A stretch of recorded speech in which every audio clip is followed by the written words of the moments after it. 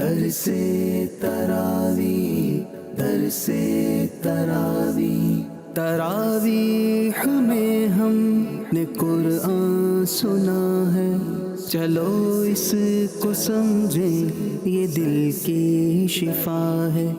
الحمد للہ رب العالمین والصلاة والسلام على سید الانبیاء والمرسلین، اما بعد فاعوذ باللہ من الشیطان الرجیم، بسم اللہ الرحمن الرحیم۔ الصلاة والسلام علیک یا رسول اللہ وعلى آلک واصحابک یا حبیب اللہ۔ الصلاة والسلام علیک یا نبی اللہ وعلى آلک واصحابک یا نور اللہ۔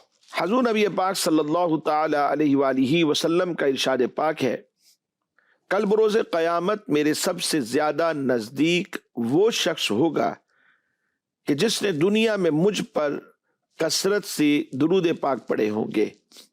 صلو علی الحبیب صلی اللہ تعالی علی محمد صلی اللہ تعالی علیہ وسلم۔ پیارے پیارے اسلامی بھائیوں اور مدنی چینل کے ناظرین، آج کے اس پروگرام درس تراوی میں آپ 15ویں سپارے کے بارے میں کچھ خلاصتاً سماعت فرمائیں گے اور چند ایک باتوں کی ہم وضاحت بھی کریں گے۔ اس پارے میں سفر معراج کا خلاصہ بیان کیا گیا ہے۔ قدرت کی دو نشانیاں بھی ہیں، انسان کا اعمال نامہ، والدین کے ساتھ حسن سلوک کرنے کا حکم، اشارتاً نمازوں کا حکم دیا گیا، قرآن کریم کی مثل لانا یہ محال ہے، اسے بیان کر دیا گیا۔ قرآن کے بتدریج یعنی تھوڑا تھوڑا کر کے نازل ہونے کی حکمت کو بیان کیا گیا۔ قرآن پاک کی اوصاف، اصحاب کہف کا واقعہ، اصحاب کہف کی تعداد اور حضرت موسیٰ کلیم اللہ علی نبینا وعلیہ الصلاۃ والسلام کا جو حضرت خضر علیہ السلام کے ساتھ سفر تھا اور ملاقات تھی، اس کا بھی ذکر موجود ہے۔ آئیے کچھ وضاحت۔ حضرت قتادہ رضی اللہ تعالی عنہ فرماتے ہیں کہ سورہ بنی اسرائیل یہ سورت وَإِن كَادُوا لَيَفْتِنُونَكَ یہاں سے لے کر نصیرہ تک 8 آیات بینات ہیں۔ ان کے علاوہ باقی سب کی سب مکہ مکرمہ میں نازل ہوئی ہے۔ اس سورہ مبارکہ میں 12 رکوع ہیں اور 111 آیات بینات ہیں۔ معراج شریف کے بارے میں سینکڑوں احادیث ہیں جن کا ایک مختصر خلاصہ یہاں پیش کیا گیا ہے۔ معراج کی رات حضرت جبرائیل امین علیہ السلام بارگاہ رسالت میں حاضر ہوئے۔ آپ صلی اللہ تعالی علیہ وآلہ وسلم کو معراج کی خوشخبری سنائی۔ آپ کا مقدس سینہ مبارک کھول کر اسے آب زمزم سے دھویا گیا، پھر اسے حکمت و ایمان سے بھر دیا گیا۔ اس کے بعد نبی محترم صلی اللہ تعالی علیہ وآلہ وسلم کی بارگاہ میں براق کو پیش کیا گیا اور انتہائی اکرام اور احترام کے ساتھ اس پر سوار کر کے مسجد اقصی کی طرف لے جایا گیا۔ بیت المقدس میں سید المرسلین صلی اللہ تعالی علیہ وآلہ وسلم نے تمام نبیوں اور تمام رسولوں علیہم الصلاۃ والسلام کی امامت فرمائی۔ پھر وہاں سے آسمانوں کی سیر کی طرف متوجہ ہوئے۔ حضرت جبرائیل امین علیہ السلام نے باری باری تمام آسمانوں کے دروازے کھلوائے۔ پہلے آسمان پر حضرت آدم علیہ نبینا علیہ الصلاۃ والسلام سے ملاقات ہوئی اور دوسرے پر حضرت یحییٰ علیہ السلام اور حضرت عیسیٰ علیہ السلام سے ملاقات ہوتی ہے، اور تیسرے آسمان پر حضرت یوسف علیہ السلام، چوتھے آسمان پر حضرت ادریس علیہ السلام اور 5ویں آسمان پر حضرت ہارون علیہ السلام اور 6ٹھے آسمان پر حضرت موسیٰ کلیم اللہ علی نبینا وعلیہ الصلاۃ والسلام سے ملاقات ہوئی۔ پھر 7ویں آسمان پر حضرت ابراہیم خلیل اللہ علی نبینا وعلیہ الصلاۃ والسلام سے ملاقات ہوئی، اور انہوں نے حضور کی زیارت اور ملاقات کا شرف حاصل کیا۔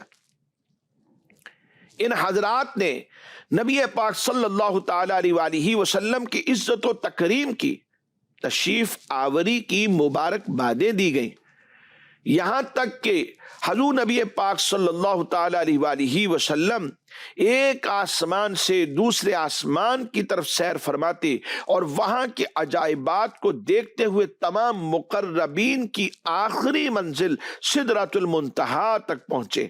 اس جگہ سے آگے بڑھنے کی کسی مقرب فرشتے کو بھی مجال نہیں ہے، اس لیے حضرت جبرائیل امین علیہ السلام آگے ساتھ جانے سے معذرت کر کے وہیں رک گئے، وہیں ٹھہر گئے۔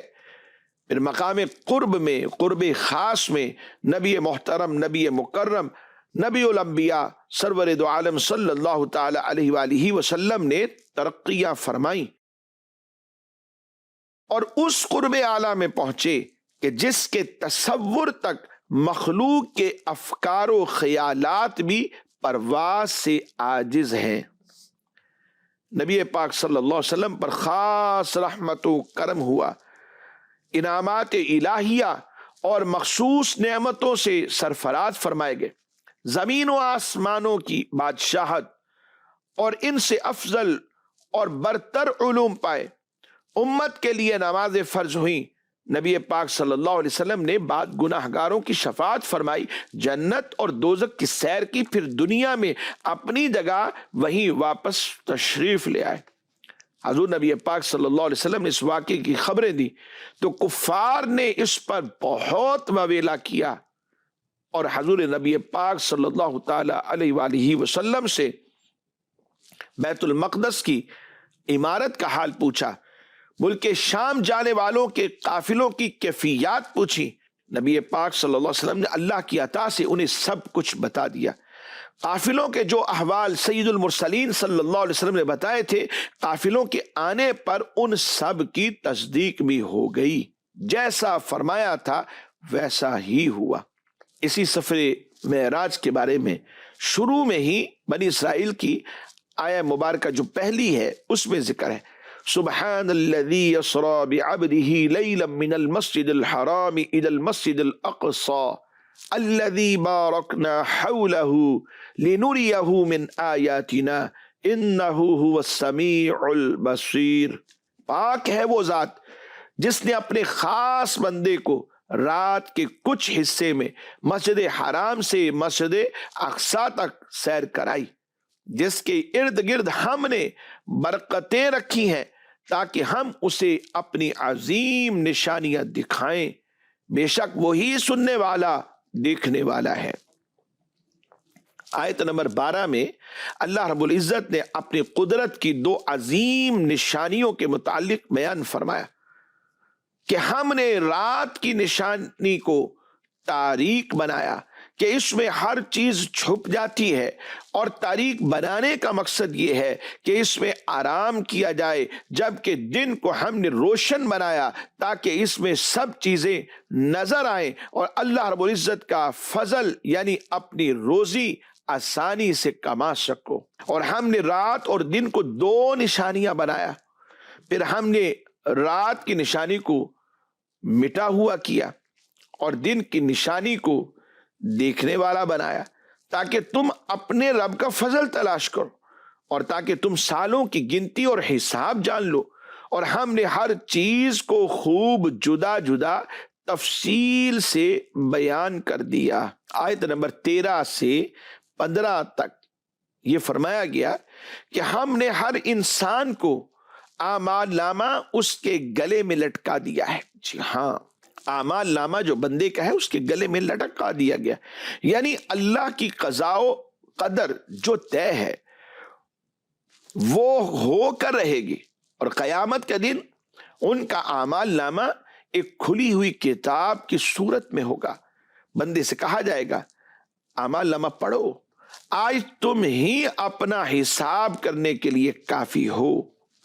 جس نے ہدایت کو اختیار کیا اس کا فائدہ اسی کو پہنچے گا، اور جس نے گمراہی کو اختیار کیا اس کا وبال بھی اسی پر آئے گا، اور کوئی بوجھ اٹھانے والا کسی کا بوجھ نہیں اٹھائے گا، اور ہم اس وقت تک عذاب دینے والے نہیں ہیں جب تک حجت کو مکمل نہ کر دیں۔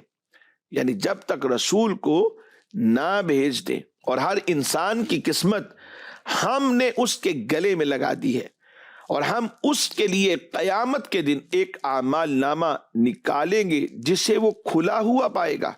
فرمایا جائے گا کہ اپنا نامہ اعمال پڑھ، آج اپنے متعلق حساب کرنے کے لیے تو خود ہی کافی ہے۔ جس نے ہدایت پائی اس نے اپنے فائدے کے لیے ہی ہدایت پائی، اور جو گمراہ ہوا تو اپنے نقصان کو ہی گمراہ ہوا، اور کوئی جان کسی دوسری جان کا بوجھ نہ اٹھائے گی، اور ہم کسی کو عذاب دینے والے نہیں ہیں جب تک کوئی رسول نہ بھیج دیں۔ آیت نمبر 23 سے اللہ تبارک و تعالی نے اپنی عبادت کا حکم دینے کے بعد ماں باپ کے ساتھ اچھا سلوک کرنے کا حکم دیا، اور اس میں حکمت یہ ہے کہ انسان کے وجود کا جو حقیقی سبب ہے وہ اللہ تبارک و تعالی کی تخلیق ہے اور اسی کی ایجاد ہے۔ یہ انسان کے وجود کا حقیقی سبب اللہ تبارک و تعالی کی تخلیق اور اس کی ایجاد، جبکہ ظاہری سبب اس کے ماں باپ ہیں۔ اس لیے اللہ تبارک و تعالی نے پہلے انسانی وجود کے حقیقی سبب کی تعظیم کا حکم دیا، یعنی اس کی عبادت کی جائے، پھر اس کے ساتھ ہی ظاہری سبب کی تعظیم کا حکم دے دیا گیا۔ تو آیت کا معنی، مطلب اور مراد یہ ہے کہ تمہارا رب عز و جل اس نے حکم فرمایا ہے کہ تم اپنے ماں باپ کے ساتھ انتہائی اچھے طریقے سے نیک سلوک کیا کرو، یعنی کوئی کسر نہ چھوڑی جائے۔ جس طرح والدین کا تم پر احسان بہت عظیم ہے تو تم پر بھی لازم ہے کہ تم بھی ان کے ساتھ اسی طرح نیک سلوک کرو۔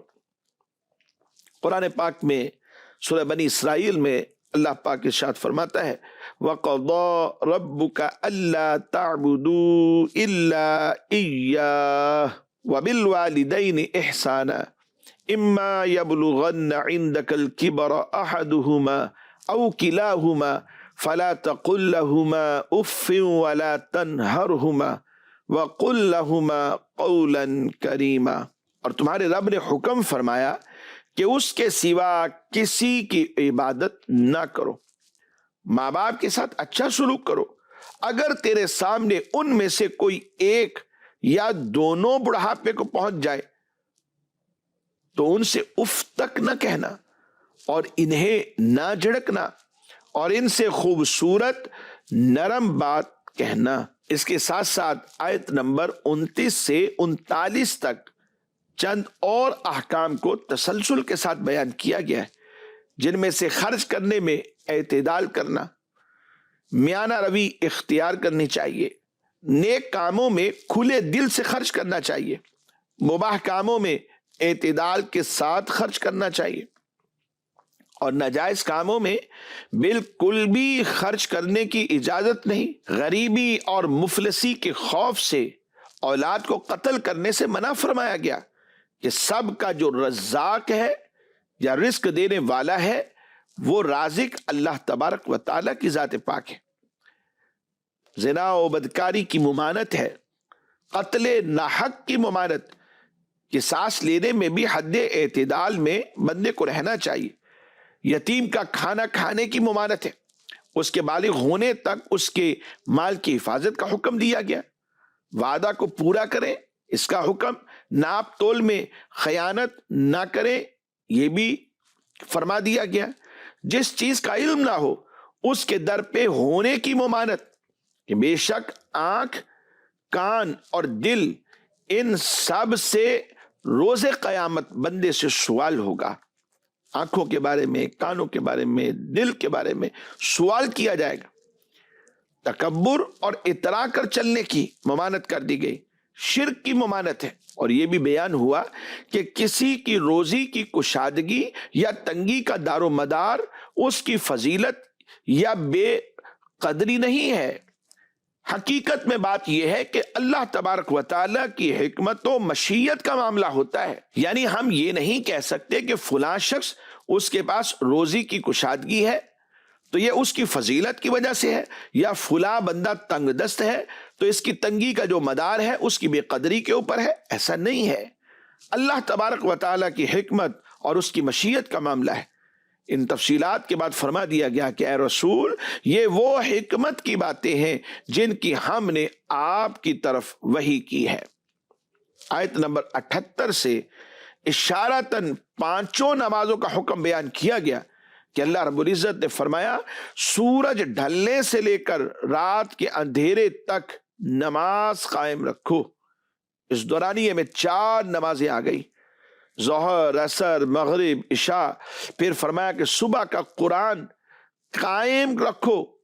اس سے مفسرین نے فرمایا کہ اس سے مراد نماز فجر ہے۔ اللہ کریم ارشاد فرماتا ہے اقم الصلاۃ لدلوک الشمس الی غسق اللیل وقرآن الفجر ان قرآن الفجر کان مشہودا ومن اللیل فتہجد به نافلۃ لک عسى ان يبعثك ربك مقاما محمودا۔ قرآن کریم کی مثل لانا یہ محال ہے۔ آیت نمبر 88 میں یہ بات بیان کی گئی کہ مشرکین اس بات کا دعویٰ کرتے تھے کہ قرآن پاک کی مثل بنا لیں گے، تو اس پر اللہ رب العزت نے ان کا رد کرتے ہوئے نے فرمایا کہ تمام جن اور تمام انسان اگر اس بات پر اکٹھے ہو جائیں، متفق ہو جائیں کہ فصاحت و بلاغت، حسن ترتیب، علوم غیبیہ اور معارف الہیہ میں کسی کمال میں بھی قرآن کے برابر کوئی چیز لے آئیں تو ہرگز بھی ایسا نہیں کر سکتے۔ اور بعد میں بھی ایسا ہی ہوا کہ تمام کفار عاجز ہوئے اور انہیں رسوائی اٹھانا پڑی، اور وہ ایک لائن، پورا قرآن تو کیا، چند صورتیں تو کیا، ایک لائن، ایک آیت بھی وہ نہ بنا سکے۔ اللہ تبارک و تعالیٰ فرماتا ہے قُلْ لَئِنِ اجْتَمَعَتِ الْإِنسُ وَالْجِنُّ عَلَىٰ أَن يَأْتُوا بِمِثْلِ هَذَا الْقُرْآنِ لَا يَأْتُونَ بِمِثْلِهِ وَلَوْ كَانَ بَعْضُهُمْ لِبَعْضٍ ظَهِيرًا۔ اگر آدمی اور جن سب اس بات پر متفق ہو جائیں کہ اس قرآن کی مانند لے آئیں تو اس کا مثل نہ لا سکیں گے، اگرچہ ان میں سے ایک دوسرے کا مددگار ہو۔ قرآن پاک کو تھوڑا تھوڑا کر کے نازل کیا گیا، کم و بیش 23 سال کے عرصہ میں قرآن پاک نازل ہوا۔ اس کی وجہ یہ تھی کہ اس کے مضامین بآسانی سننے والوں کے ذہن میں مضبوطی سے قرار پکڑ لیں، ذہن نشین ہوتے رہیں۔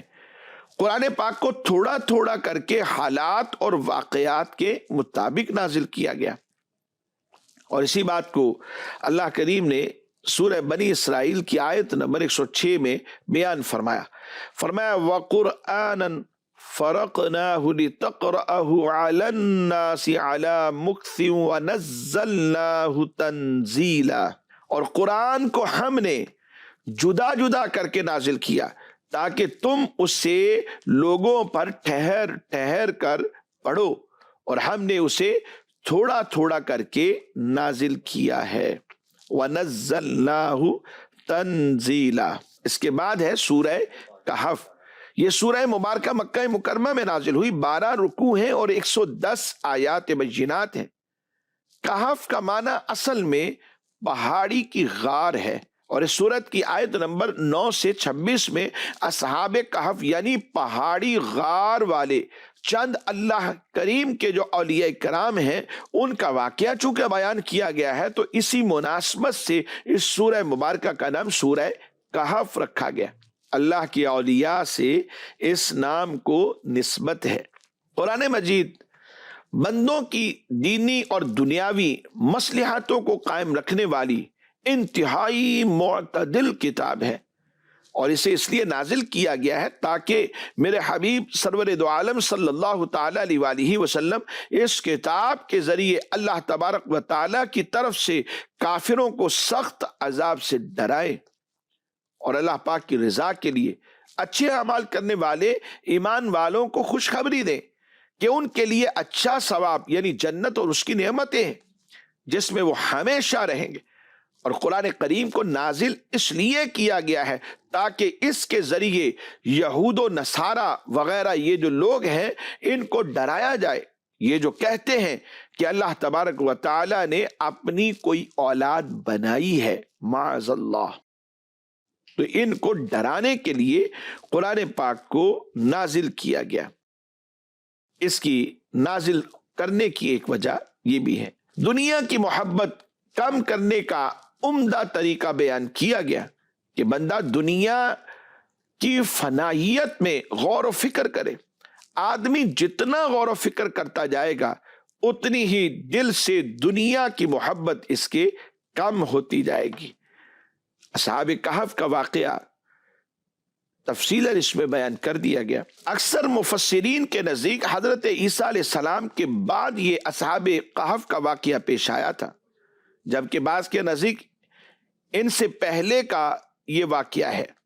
یہ نیک لوگ افسوس شہر کے معززین میں سے تھے، جنہوں نے ایک جابر بادشاہ دقیانوس اس کے بت پرستی کے حکم سے بچنے کے لیے ایک غار میں پناہ لی تھی، اور اللہ کے حکم سے وہاں 300 سال سے زائد سوئے رہے۔ یہ اللہ کی قدرت ہے۔ دقیانوس نے انہیں غار میں بند کروا دیا، مگر ایک نیک شخص نے ان کا حال تختی پر لکھ کر محفوظ کر دیا۔ بعد میں نیک بادشاہ بیدروس کے دور میں جب لوگ قیامت کے منکر ہونے لگے تو اللہ نے صحابہ کہف کو بیدار کیا۔ ان میں سے ایک تھے جن کا نام تھا یملیخا۔ وہ بازار گئے، جب ان کا قدیم سکہ دیکھ کر لوگ حیران ہوئے اور انہیں حاکم کے پاس لے جایا گیا۔ تحقیق کے بعد پھر معلوم ہوا کہ وہ 300 سال تک سوئے رہے۔ بادشاہ اور عوام حیرت میں اللہ کی حمد کرنے لگے۔ بادشاہ اور لوگ غار پر پہنچے تو اصحاب کہف نے ان سے اللہ کی حفاظت میں دینے کی دعا کی اور واپس سو گئے۔ جہاں اللہ نے انہیں وفات دے دی، بادشاہ نے ان کے اجساد محفوظ کروائے اور غار پر مسجد بنانے کا حکم دیا تاکہ لوگ وہاں آ کر اللہ کی قدرت کی نشانی دیکھیں۔ آیت نمبر 60 سے حضرت موسیٰ علیہ نبینا علیہ الصلوۃ والسلام اور حضرت خضر علیہ السلام کا دلچسپ واقعہ ہے۔ حضرت موسیٰ علیہ السلام حضرت خضر علیہ السلام کے پاس علم سیکھنے کے لیے تشریف لے گئے تھے۔ آیت میں جن کا ذکر ہے وہ مشہور پیغمبر ہیں اور جلیل القدر نبی حضرت موسیٰ بن عمران علیہ السلام ہی ہیں جو بنی اسرائیل کی طرف آئے۔ انہیں اللہ پاک نے توریت اور کثیر معجزات عطا فرمائے۔ حضرت موسیٰ علیہ السلام کے ساتھ آپ کے شاگرد تھے، آپ کے خادم تھے حضرت یوشع بن نون، اور یہی آپ کے بعد میں جانشین مقرر ہوئے۔ حضرت موسیٰ علیہ السلام کی خدمت و صحبت میں رہتے تھے، آپ علیہ السلام سے علم حاصل کرتے تھے۔ حضرت موسیٰ علیہ السلام کے بعد آپ کے ولی عہد بھی یہی رہے۔ آیت میں مذکور واقعے کا پس منظر یہ ہے کہ ایک بار حضرت موسیٰ علیہ السلام نے بنی اسرائیل کی جماعت میں بہت شاندار وعظ فرمایا۔ اس کے بعد کسی نے آپ سے پوچھا کہ آپ سے بڑا بھی کوئی عالم ہے؟ آپ علیہ السلام نے فرمایا کہ نہیں۔ اللہ پاک نے آپ کی طرف وحی فرمائی کہ اے پیارے موسیٰ کلیم اللہ علیہ نبینا علیہ الصلوۃ والسلام، آپ سے بڑے عالم حضرت خضر علیہ السلام ہے۔ آپ علیہ السلام نے اللہ پاک سے ان کا پتہ پوچھا تو ارشاد فرمایا گیا کہ مجمع البحرین جو 2 سمندروں کے ملنے کی جگہ ہے، وہاں پر آپ سے ان کی ملاقات ہوگی، وہاں وہ رہتے ہیں۔ وہاں کی نشانی یہ بتائی گئی کہ جہاں بنی مچھلی زندہ ہو کر دریا میں چلی جائے اور پانی میں سرنگ بن جائے، وہاں حضرت خضر علیہ السلام ہوں گے۔ حضرت موسیٰ علیہ السلام نے اپنے خادم سے فرمایا میں مسلسل سفر میں رہوں گا جب تک کہ مشرق کی جانب 2 سمندر یعنی بحر فارس اور بحر روم کے ملنے کی جگہ نہ پہنچ جاؤں، یا اگر وہ جگہ دور ہو تو مدتوں تک میں چلتا رہوں گا۔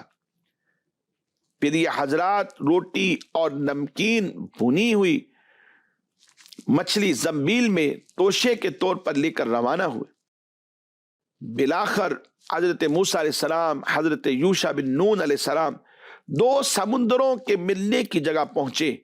وہاں ایک پتھر کی چٹان اور چشمہ حیات تھا۔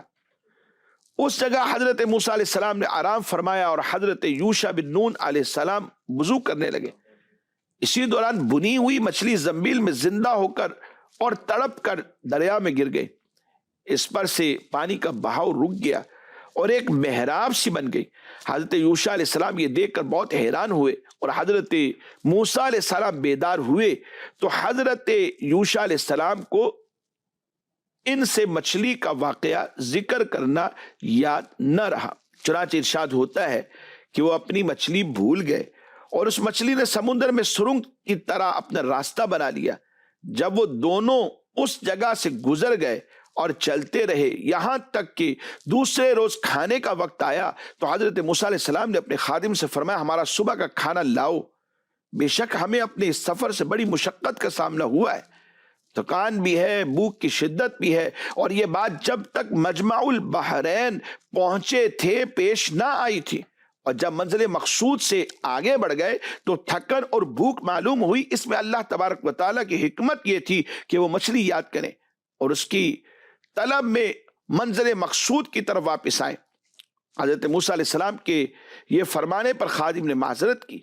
یوشع علیہ السلام کی بات سن کر حضرت موسیٰ علیہ السلام نے فرمایا مچھلی کا جانا ہی تو ہمارے مقصد حاصل ہونے کی علامت ہے. جن کی طلب میں ہم چلے ہیں ان سے ملاقات وہیں پر ہوگی.